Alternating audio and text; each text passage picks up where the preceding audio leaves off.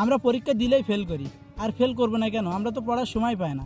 কারণ 365 দিনে 1 বছর, এর মধ্যে 52 দিন শুক্রবার, তাইলে থাকে কত? 313 দিন। এর মধ্যে আবার শীতকাল, গ্রীষ্মকাল, বর্ষাকালে ছুটি 50 দিন, তাইলে থাকে কত? 263 দিন। আবার এর মধ্যে আমরা যদি দৈনিক 8 ঘন্টা করে ঘুমাই, তাহলে বছরে কত আসে? 122 দিন, তাহলে থাকে কত? 140 দিন। আবার এর মধ্যে যদি 1 ঘন্টা করে আমরা খেলার পিছনে ব্যয় করি, তাহলে কতদিন আসে? 15 দিন। 15 দিন বাদ দিলে কত আসে? 126 দিন।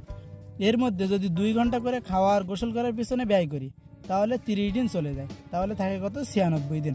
এর মধ্যে আমরা প্রত্যেক দিন কথা বলার পেছনে 1 ঘন্টা করে ব্যয় করি, তাহলে বছরে কতদিন হয়? 15 দিন। তাহলে 15 দিনে যদি বাদ দেয়, তাহলে থাকে কত? 81 দিন। এর মধ্যে আমরা পরীক্ষা দেই খালি 35 দিন, তাহলে থাকে কত? 46 দিন। এর মধ্যে ঈদ আছে, বিভিন্ন উৎসব আছে, কনসার্ট আছে, এইসব জায়গায় যেতে যেতে আমাদের 40 দিন চলে যায়, তাহলে আর থাকে কয়দিন? মাত্র 6 দিন। এর মধ্যে আমরা তো বছরে 3 দিন কমপক্ষে অসুস্থ থাকবো, তাহলে আর থাকে কত? 3 দিন বাদ দিলে 3 দিন থাকে। এই 3 দিনের মধ্যে আমরা ঘুরতে যাব আবার কমপক্ষে 2 দিন, তাহলে থাকে কত? 1 দিন। এমন কি মনে হচ্ছে 1 দিন আমাদের পড়ার সময় থাকে না? জন্মদিন কোথায় যাবে?